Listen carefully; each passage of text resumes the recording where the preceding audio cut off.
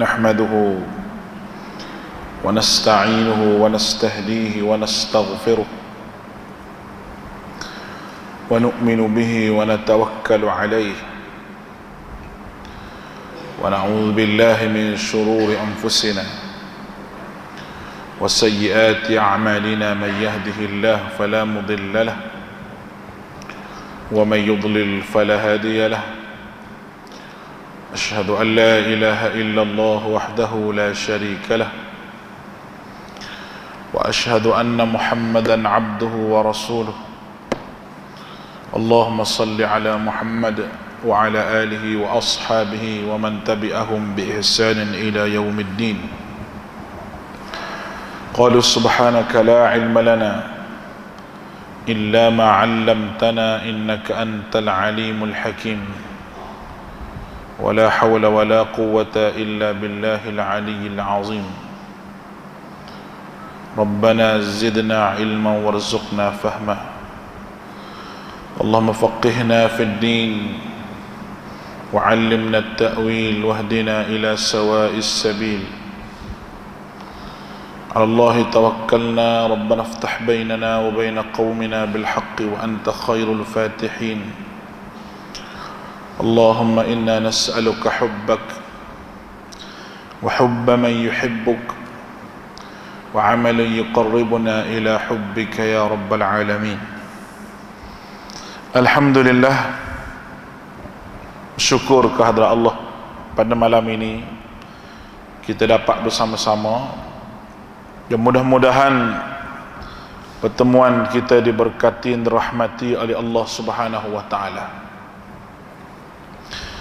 Setelah kita bicara masalah berkenaan dengan hubbun Nabi wa alamatuha, ciri-ciri seorang yang mencintai Nabi sallallahu alaihi wasallam, dengan beberapa kisah yang telah pun kita sebut sebelum daripada ini, pada ciri-ciri yang pertama yang mencintai Nabi, iaitu para sahabat yang tidak sanggup untuk berpisah dengan Rasulullah sallallahu alaihi wasallam dalam apa jua keadaan mereka sekalipun.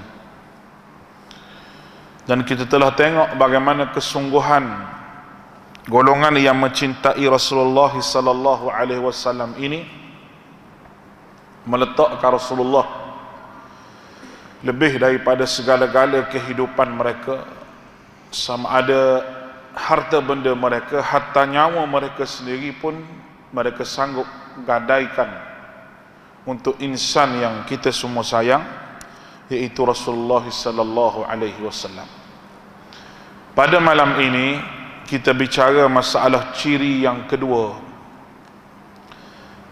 masalah mengorbankan nyawa, an-nafs wal mal dunal habibil karim, mengorbankan nyawa dan harta demi Rasulullah sallallahu alaihi wasallam. Baik, kata tuan kitab kita ini, pecinta sejati Nabi sentiasa ternanti-nanti peluang dengan penuh rindu dan semangat untuk mengorbankan masa rehat, jiwa, raga dan apa sahaja yang dimiliki demi baginda.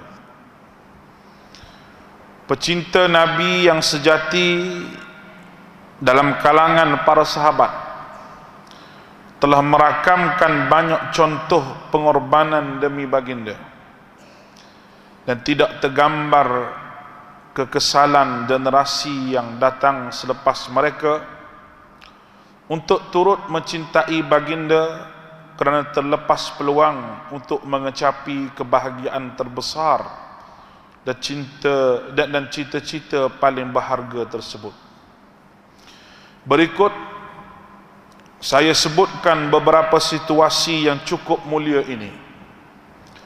Situasi-situasi ini mencangkupi nilai-nilai pengorbanan, kecintaan dan kesetiaan, keimanan dan keikhlasan, serta situasi di mana mereka membuktikan cinta sejati kepada kekasih mereka dan kekasih Tuhan Rabbil Alamin, kekasih Tuhan alam semesta ini. Pada bab yang kedua ini, penulis kitab ini membawa kita kisah beberapa orang lagi yang sanggup mengorbankan apa yang mereka ada untuk Nabi SAW yang mereka kasihi. Kalau pada bab yang lepas kita sebut berkenaan dengan beberapa orang sahabat ya cinta mereka tidak boleh berpisah sama sekali dengan Nabi SAW. Bahkan mereka memikirkan bagaimana nasib mereka di hari akhirat jika mereka tidak bersama dengan Rasulullah SAW. Dalam bab kali ini kita akan tengok beberapa pengorbanan sahabat. Apa yang mereka sanggup korbankan untuk Nabi yang tercinta, yang mereka cinta dan kita semua sayang. Tetapi pengorbanan yang ditunjukkan oleh para sahabat adalah pengorbanan yang teramat besar, kerana mereka bersama dengan Rasulullah SAW untuk menegakkan kalimah yang mulia ini, iaitu ad-din Islam, agama Islam ini.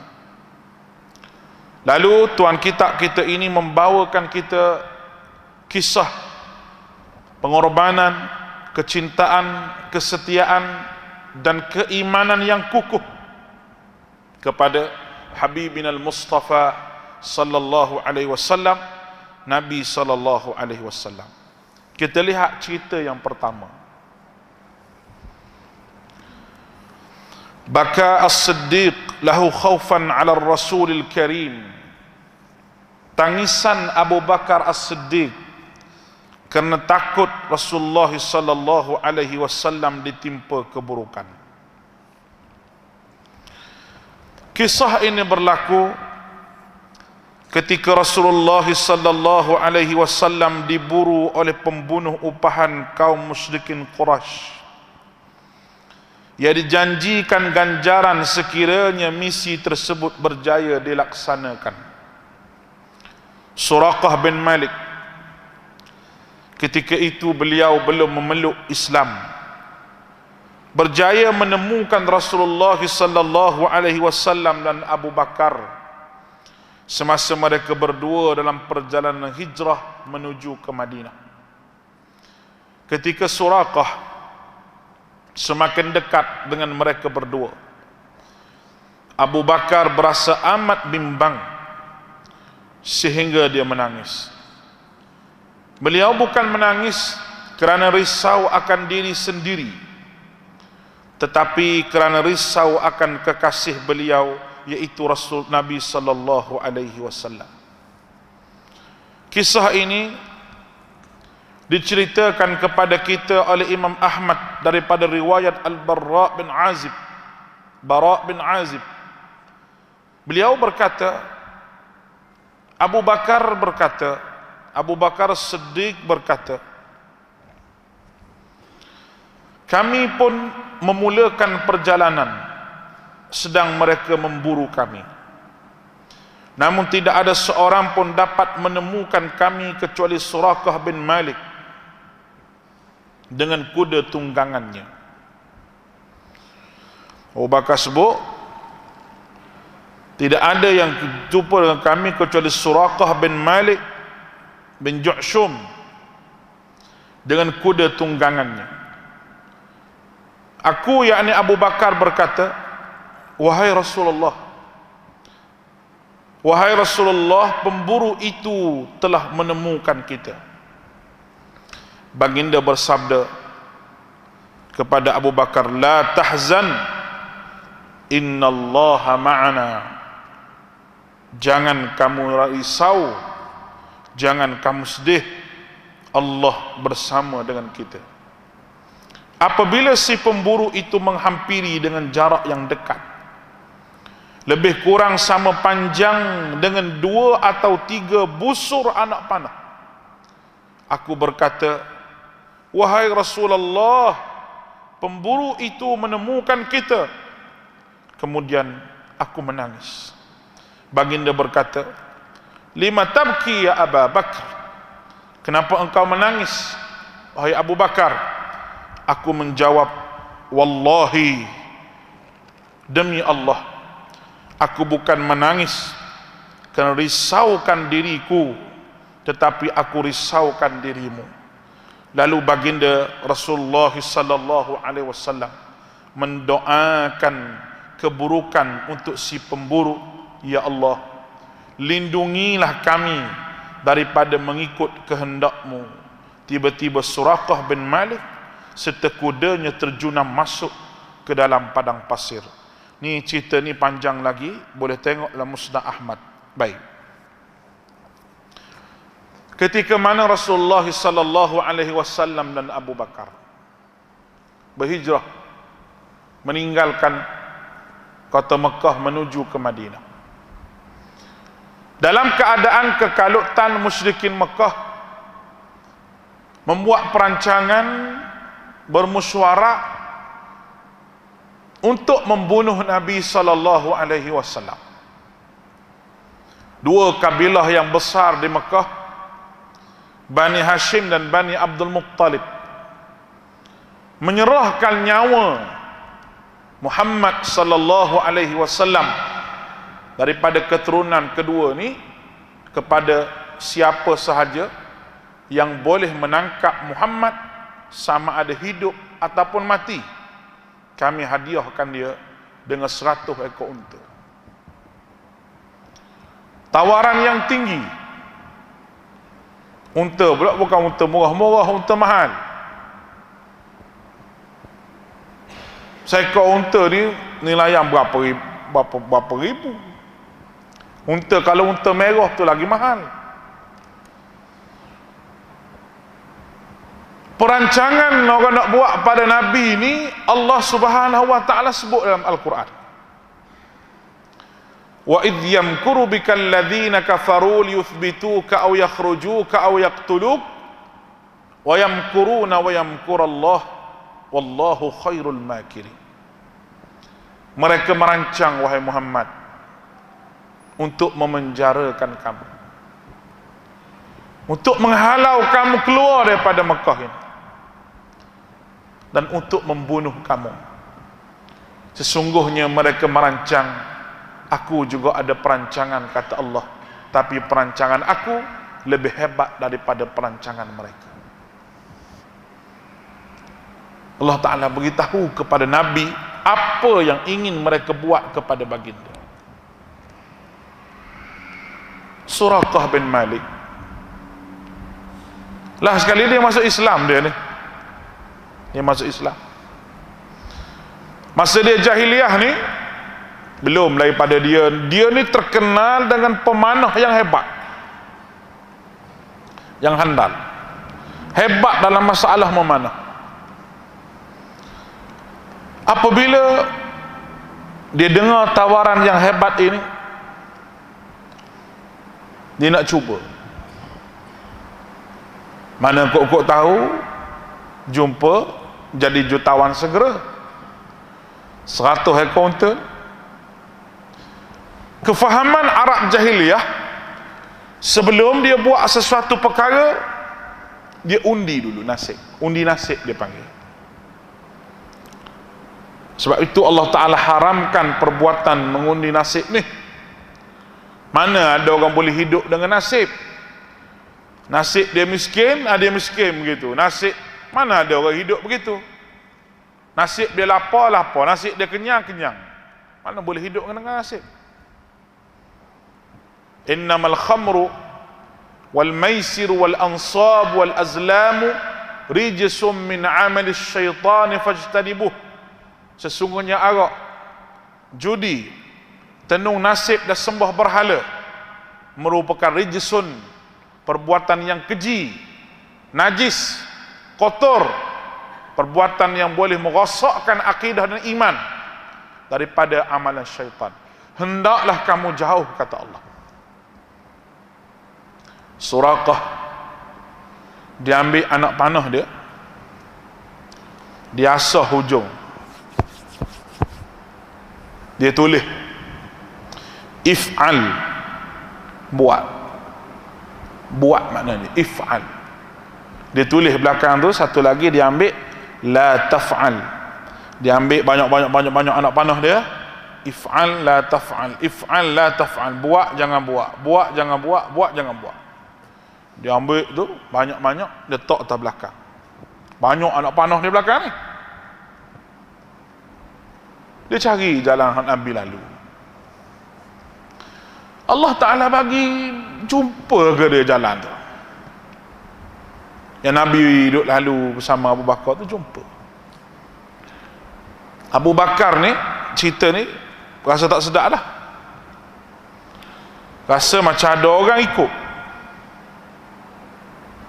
Dia tengok dari jauh, dia kata, orang ikut. Dia jalan belakang Nabi. Resah dia. Menangis dia, bukan menangis sebab takut, tidak. Menangis takut Rasulullah itu kena apa-apa sahaja bencana yang dia kata kalau kena dia tak apa, kena Rasulullah habis. Kena Rasulullah tak boleh buat apa. Kalau kena dia tak ada masalah lagi, bila kena Rasulullah jadi masalah. Suraqah dia tengok jauh-jauh sampai dekat. Daripada jauh tu dia angkatlah anak panah dia. Dia angkat anak panah dia, dia tengok belakang. La taf'al, jangan buat. Dia letak balik. Dia pergi depan lagi, dia angkat anak panah dia lagi. La taf'al. Hai, terkejut dia. Takkan semua dia tulis la taf'al lah, tak boleh buat. Sampailah pada jarak yang dekat yang diceritakan tadi, 2-3 busur anak panah sahaja dengan Nabi. Abu Bakar menangis, takut apa yang berlaku pada Nabi SAW. Nabi kata la tahzan, jangan kamu sedih Abu Bakar. Boleh juga disebut sebagai la takhaf wa la tahzan, jangan kamu takut dan jangan kamu sedih. Innallaha ma'ana, Allah bersama dengan kami. Allah duduk dengan kita. Tuan-tuan dirahmati oleh Allah, cerita Suraqah tadi kita stop sekejap. Pentingnya seseorang itu ada jiwa dalam hati dia, la tahzan innallaha ma'ana, dalam setiap perkara yang dia buat. Kesedihan yang melanda manusia pada hari ini dengan ujian yang Allah Ta'ala berikan kepada kita amat-amatlah berat, sehingga ada di antara manusia tidak mampu untuk menempuh ujian yang Allah Ta'ala bagi. Ingatlah wahai tuan-tuan sekalian, dan kepada diri saya sendiri, Allah tidak pernah menzalimi hamba dia. Malahan Allah mengharamkan sifat zalim pada dirinya sendiri. Sifat samsing ada pada Allah, sifat takabbur ada pada Allah, sifat bengis ada pada Allah, tapi sifat zalim tak ada pada Allah. Allah Ta'ala sebutlah hadis qudsi, innallah, sesungguhnya aku Allah mengharamkan sifat zalim itu pada diri aku. Tiba-tiba ada manusia kata bahawa adakah Allah tidak sayang kepada aku, sehingga Allah Ta'ala uji begini. Tadi kita baca ayat dalam waktu maghrib, la yukallifullahu nafsan illa wus'aha. Allah Ta'ala tidak beri satu perkara itu melainkan kita mampu untuk pikul satu perkara. Dalam tu ada doa, jangan kau hukum kami ya Allah, in nasina aw akhtana, dengan sebab kami lupa dan kami salah. Tu doa kita minta. La tu'akhidna, jangan kamu ambil kira ya Allah untuk hukum kami. Apa yang kami lupa dan apa yang kami salah, Tuhan, jangan kamu ambil kira sangatlah nak hukum kami. Kita minta apa dengan Allah? Wa'fu anna. Kita perlu pada pengampunan Allah hidup atas muka bumi ini. Waghfir lana. Kita perlu pada pengampunan Allah. Wa'fu anna, waghfir lana, warhamna. Perlu pada rahmat Allah Subhanahu wa taala. Kemudian kita mengakui anta maulana. Engkaulah ya Allah maulana, Tuan bagi aku sepenuhnya. Aku ni ya Allah milik kamu. Fansurna, tolonglah ya Allah kami semua untuk menghadapi golongan yang kufur, golongan yang tidak suka kepada agama kamu. Tujuan apa Allah Ta'ala turunkan ayat-ayat begini? Kalau tidak untuk merawat perasaan manusia, supaya jangan runsing dan jangan sedih apabila dilanda dengan masalah. Manusia mana yang nak hidup dalam keadaan sakit? Manusia mana yang nak hidup kehilangan harta benda? Manusia mana yang nak hidup dalam keadaan orang sayang, orang yang dia paling dia sayang diambil oleh Allah Ta'ala? Tidak ada manusia yang nak hidup dalam keadaan begitu. Tapi kita hidup dalam drama yang Allah Subhanahu wa Ta'ala susun kepada kita, yang kita kena lalui. Yang kita kena lalui. Semenjak azali Tuhan tulis bagi kita apa pun kita tak tahu, tuan-tuan. Tapi kita yakin dengan sifat Arhamur Rahimin yang ada pada Allah Subhanahu wa Ta'ala, dengan Allah Ta'ala kata bahawa dia tidak menzalimi hamba dia, kita yakin apa yang tertulis bagi kita adalah tulisan yang baik-baik.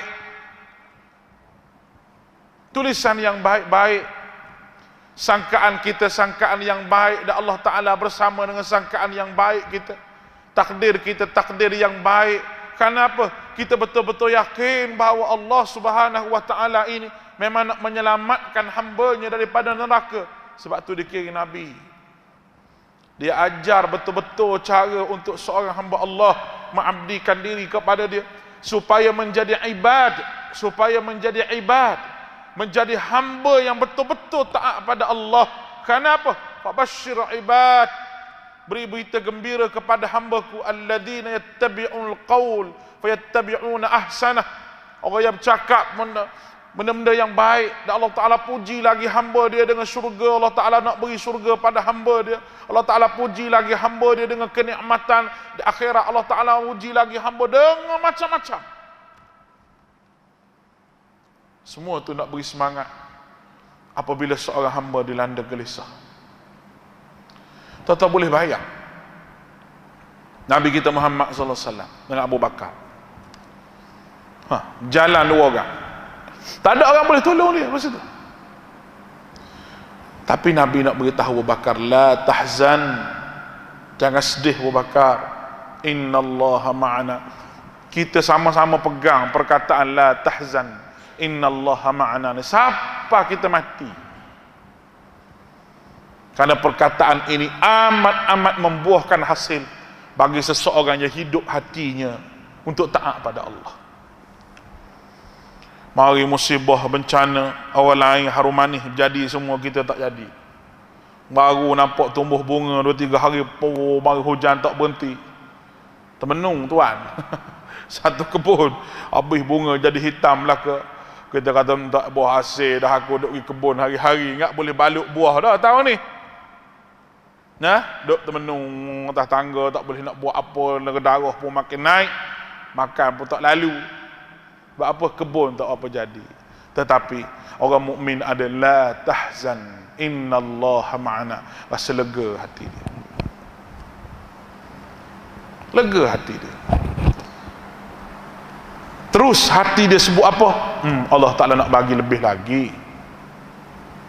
Bukan dia bunga sekali, mungkin dia bunga 2 kali. Walaupun orang kata bunga yang kedua tu tak sama dah dengan bunga yang pertama dah. Tapi Allah Ta'ala nak bagi lebih, boleh. Kerja dia. Kerja dia semua ni was-samai dzatir raj'i wal ardi dzatis sad'i. Apa ni, waktu air daripada langit dan juga bumi ni dia Mekah buat keluar benih. Semua ni kerja Allah, bukan kerja manusia. Dia buat perancangan begitu begini, bau mari banjir, kita tengok di Pahang banjir, masya-Allah. Teruk tuan-tuan. Saya duk nampak teruk pada banjir Kelantan lagi kalau kira. Sama pun lebih kurang. Kelantan tu air derah, laju. Tahun 2013 dulu. Yang ni tengok NGO duduk pergi bersih tu, ada kawan saya tu tenggelam rumah. Tak apalah, suruh air tu lumpur dalam air tu. Lumpur tu saja dia sekat pinggang dalam rumah. Dia ada atas gambar, dia kata macam dia buat sawah, macam buat benda. Dia punya lumpur tu ambil buat keluar dengan barang yang terlekat dalam tu. Habis. Kita nak kata apa? Kita nak kata apa? Kita tak boleh kata apa. Cuma kita kata la tahzan innallaha ma'ana. Jangan kamu sedih sebab Allah bersama dengan kamu. Oh, Allah tak sayang pada kita, dia buat begini. Tak. Ada benda yang Tuhan nak uji manusia. Asbab tu asbab ni kita tolak tepi dulu. Kita letak bahawa inilah ujian yang berat yang Allah Ta'ala nak bagi pada seseorang yang memang manusia boleh tangguh. Boleh tangguh. Tuan-tuan bayanglah dengan COVID lagi, tempat dia dengan banjir lagi, dengan anak nak sekolah nak buka lagi. Mana tempat dia mengadu? Dengan PKP lagi berlaku ni, Allahu Akbar. Bertalu-talu kita diuji oleh Allah Subhanahu wa taala. Baru awal tahun Masihi lah. Kalau tahun Hijri ni ada lebih kurang dalam 90 hari lagi lebih kurang, ke tak sampai dah nak hadapi Ramadan. Kita nak puasa balik lah. Tapi banyak lagi benda yang kita tidak selesai, terutamanya kita dengan Allah Subhanahu wa taala. Tapi adalah tahzan, yang kamu sedih Allah Ta'ala bersama dengan kamu. Semangat Abu Bakar bila sebut Allah Ta'ala bersama dengan dia.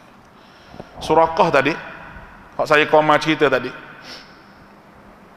dia angkat satu lagi, la taf'al, jangan buat. Dia kata tak kira, tak ada buat-buat, dia kata gini. Dia tak kira dah, dekat dah. Dia angkat anak panah, dia tarik anak panah dia, bom, kuda dia tenggelam. Tengah pada pasir, kuda tenggelam. Tiba-tiba tak jadi nak bunuh Nabi, panggil Muhammad, tolong. Kalau tak tolong dia hari tu, tak ada lah dia nak balik ngapa pada pasir. Jauh nak berjalan, dia mungkin mati tengah jalan mungkin dia. Nabi pergi tolong. Nabi pergi tolong. Tapi sebelum Nabi tolong tu, siapa boleh tolong mu hari ni? Dia kata, Muhammad, aku nak buat perjanjian dengan kamu. Kalau Islam ni menang, dia kata, kamu kena lepas aku daripada hukuman. Dan dia potong dulu lagi. Bukan dia tahu Islam tu akan menang. Tidak, dia tak tahu. Allah Ta'ala saja yang mengetahui segala-galanya. Tapi nampak pada Muhammad ni, kata dia boleh pergi jauh. Kalau nak kira aku boleh panah, dia boleh panah dah. Dia mari rasa terdetik di hati, mungkin Muhammad ni betul. Jatuh kuda dia, minta tolong dengan Nabi sallallahu alaihi wasallam. Nabi tolong Allah, Nabi kita nah. Kalau kita tidak kita lah, kalau saya lah, orang nak buat pada kita, tiba-tiba kena ke dia. Dia kata ustaz tu, dulu nak buat ustaz tu, kena dah hari ni. Kita kata apa? Biar mampu situ lah. Bahasa kita lah, biar mampu situ, kita kata. Padan dengan dia nak buat dengan kita. Sepatutnya Nabi kena jawab gitu. Biar mati situ lah mu, mati kering lah mu dengan kuda-kuda mu hari ni. Tapi tidak. Jiwa seorang Nabi sentiasa ada dalam hati dia satu pengharapan yang besar, yang nak supaya orang masuk meluk agama Allah Subhanahu wa taala. Siapa-siapa sahaja. Jiwa seorang Nabi dia nak menyelamatkan orang daripada neraka Allah. Itu jiwa seorang Nabi. Waktu dia sanggup buat apa saja kerana Allah. Dan sahabat pun begitu. Jiwa sahabat pun jiwa yang nak keredaan Allah Ta'ala. Tak ada apa pun tak apa, asal ada redha Allah. Itu cerita yang pertama, cerita Abu Bakar. Kita baca dua cerita malam ni. Cerita yang kedua, kesediaan Al-Miqdad bin Aswad berdiri teguh bersama dengan baginda di medan perang. Yang kedua, kesetiaan seorang sahabat nama Al-Miqdad bin Al-Aswad. Dia kata, mari kita lihat pecinta sejati yang lain yang sanggup berdiri teguh bersama dengan orang yang dicintainya, yaitu Nabi SAW ketika di medan perang. Kisah ini diceritakan kepada kita oleh Al-Imam Al-Bukhari daripada riwayat Abdullah bin Mas'ud. Beliau berkata, aku menyaksikan Al-Miqdad bin Al-Aswad dalam satu peristiwa. Jika aku mampu berada pada posisinya dalam peristiwa tersebut, maka hal itu lebih baik aku sukai berbanding dengan hal yang lain. Ini sahabat juga cerita. Kalau aku tengok Miqdad hari itu berada pada posisi itu, aku rasa aku nak duduk situ dan tak ada benda yang lebih baik melainkan aku yang berada di situ. Masa bila ni?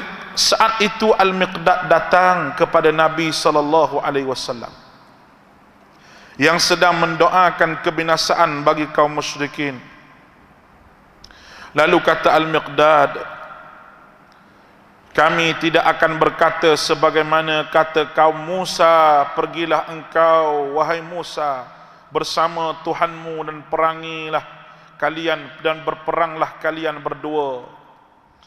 Tetapi kami akan berperang bersamamu di sebelah kanan, kiri, depan dan belakangmu. Aku pun melihat wajah baginda bersinar penuh kegembiraan mendengar kata Al-Miqdad.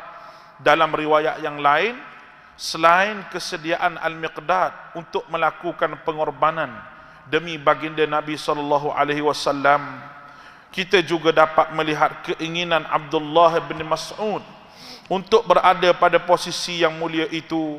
Ini dapat dilihat dengan jelas menerusi kata-kata beliau, aku menyaksikan Al-Miqdad bin Aswad dalam satu peristiwa.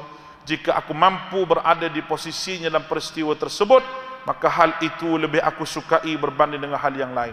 Al-Hafiz Ibnu Hajar ketika mensyarahkan hadis ini, sesungguhnya jika beliau diberi dua pilihan, sama ada menjadi pendamping baginda atau mendapat suatu yang setara dengan situasi tersebut, pasti pilihan kedua, yakni berada pada posisi Miqdad itu lebih aku sukai. Allahu Akbar. Dalam satu cerita peperangan, ketika mana memuncak peperangan tersebut, seorang sahabat nama Al-Miqdad yang menjadi benteng kepada Nabi SAW, dia letak diri dia dulu depan. Kalau kena panah kena dia dulu, kalau kena pedang kena dia dulu, kalau musuh mari langgar dia dulu. Sahabat-sahabat lain tengok Miqdad ni dia kulit hitam, dia sentiasa tanya soalan kepada Nabi SAW dengan macam-macam soalan. Dan kalau sahabat lain nak tanya Nabi pun, dia tanya. Dia tukang tanya. Sebab dia tanya je, dia tak kira. Dia jujur punya orang. Katanya Sayyidina Ali tanya dia lah, Miqdad, mungkin tanya Rasulullah, air mazi keluar macam mana? Miqdad ni tanya. Ada tanya gitu je. Ya Rasulullah ada, dia kata seorang tu keluar air mazi macam mana Rasulullah? Rasulullah kata, bukan soalanmu ni Miqdad, dia kata. Mungkin Sayyidina Ali malu nak tanya. Bukan bermakna Miqdad ni tak malu, tapi dia bersungguh. Sampai sahabat lain cemburu. Dia duduk pada posisi dia dengan Nabi SAW. Kata sahabat lain, kalau aku boleh ada di situ, lebih berharga daripada segala-galanya. Sebab menjadi benteng kepada Nabi SAW. Dalam penulis ni nak beritahu kepada kita bahawa begitulah pengorbanan sahabat. Dia tak fikir nyawa dia, dia fikir Nabi.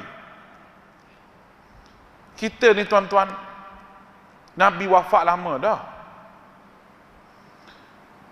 Benteng apa yang perlu kita letak untuk kita melindungi Nabi SAW? Di saat orang kata bermacam-macam pada Nabi, orang kata berpuluh-puluh tuduhan pada Nabi kita. Kita kata kita sanggup untuk menjawab dan biar orang kata pada kita daripada agama yang Nabi bawa dan yang kita anut yang sebenar pada hari ini. Dikata oleh orang cerca Nabi, biar orang kata pada kita dulu. Sebab itu kita mempunyai prinsip, kita lawan siapa sahaja yang bawa benda yang Nabi tidak bawa. Kita akan tegur, kita akan kata, kita akan nasihat, biar sampai orang benci ataupun orang ambil tindakan macam-macam kepada kita, tak apa. Asalkan kita mempertahankan Nabi kita Muhammad sallallahu alaihi wasallam. Itu jiwa yang kita kena ada. Itu jiwa yang kita kena ada. Di saat orang tuduh Nabi dengan bermacam-macam, sama ada hak tuduh Nabi itu yang mengaku Islam ataupun hak tuduh Nabi itu orang yang tidak mengaku agama Islam. Kalau tidak agama Islam, orang kafir, mana sampah dia tuduh Nabi. Dan satu puak lagi yang menuduh Nabi dusta dengan cara tidak sedar. Macam mana? Dia buat perkara yang tidak pernah diajarkan oleh Nabi sallallahu alaihi wasallam. Dalam keadaan tidak sedar, dia telah tuduh Nabi sebagai seorang khianat kepada ilmu, dan Nabi tidak jujur kepada wahyu yang Allah Ta'ala beri kepada dia, sehingga dia berani mengatakan amalan yang dia buat ini adalah amalan Nabi sallallahu alaihi wasallam, sedangkan amalan itu tidak ada pada zaman Nabi sallallahu alaihi wasallam. Dalam perkara ni tak ramai orang yang sanggup, kerana ramai orang yang menjaga hati orang daripada menjaga Nabi sallallahu alaihi wasallam. Sahabat Nabi tak. Sahabat Nabi tidak. Malahan diri dia sendiri pun ditolak tepi kalau nak berhadapan dengan Nabi sallallahu alaihi wasallam. Orang yang cuba mengancam Nabi sallallahu alaihi wasallam, dia letak tepi diri dia. Allahu Akbar. Kita hari ni, keluarga kita ke, adik-beradik kita ke, dipanggil kita benda hak Nabi tak pernah buat. Mari tahlil di rumah lah ni. Kita kata kalau aku pergi, tak boleh. Kalau aku tak pergi, nak jaga hati. Benda tu Nabi ajar tak? Nabi tak ajar. Berapa banyak orang mati zaman Nabi tak pernah buat pun benda tu. Bukan sikit punya mati.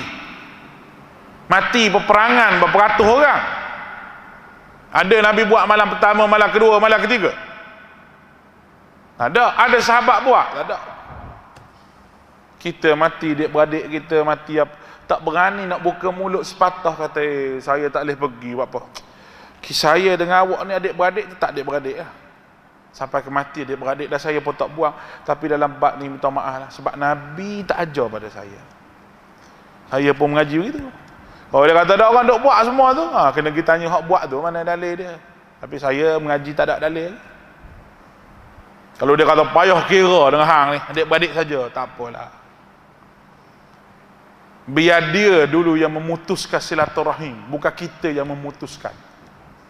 Dalam keadaan dia kata begitu, kita buat baik lagi dengan dia, kita pergi hantar lagi nasi lemak ke rumah dia, kita pergi hantar lagi buah harum manis ke rumah dia, kita pergi hantar, tu buat baik dengan dia. Manusia ni bila buat ihsan, kalau manusia tu ada jiwa insan, jiwa orang, bukan jiwa binatang, Allahu Akbar, lama-lama dia terpikat hati. Pikat hati. Tuan-tuan dirahmati oleh Allah, benda itulah yang payah kita nak buat ketika berhadapan dengan masyarakat.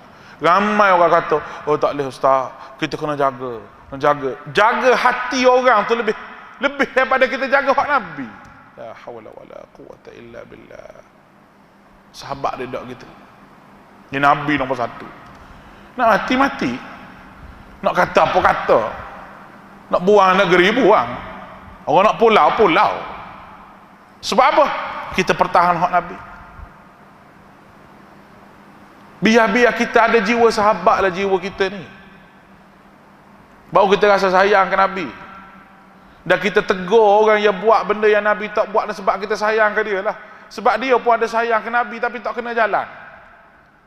Dia kena ittabi' qul in kuntum tuhibbunallah. Dia kata sayang pada Allah, fattabi'uni. Kena ikut Nabi, yuhibbukumullah, baru Tuhan redha, baru Tuhan sayang. Sekarang ni dia tak ikut Nabi, dia ikut orang lain. Orang lain yang tak ajar benda yang tidak ada nas, tidak ada dalil, tapi dia boleh ikut. Bila kita cakap ni kata, payah. Pok-pok ni semua tak boleh buat. Bukan masalah tak boleh buat, kalau boleh buat kita pun nak buat sebab kita pun sayang ke Nabi. Mustahil lah hak mari masjid malam ni ramai-ramai ni, hak duduk dalam ke, hak duduk luar ke, tak sayang ke Nabi. Saya kata mustahil. Kita mari ni sebab kita sayang ke Nabi. Tapi kita tanya persoalan, betul ke cara kita kasih ke Nabi dan sayang ke Nabi itu? Nak betul bagi kita sayang ke Nabi, kasih ke Nabi, kita kena ikut Nabi. Tuan-tuan rahmat Allah, semua amalan Nabi ajar pada kita dengan berdalil.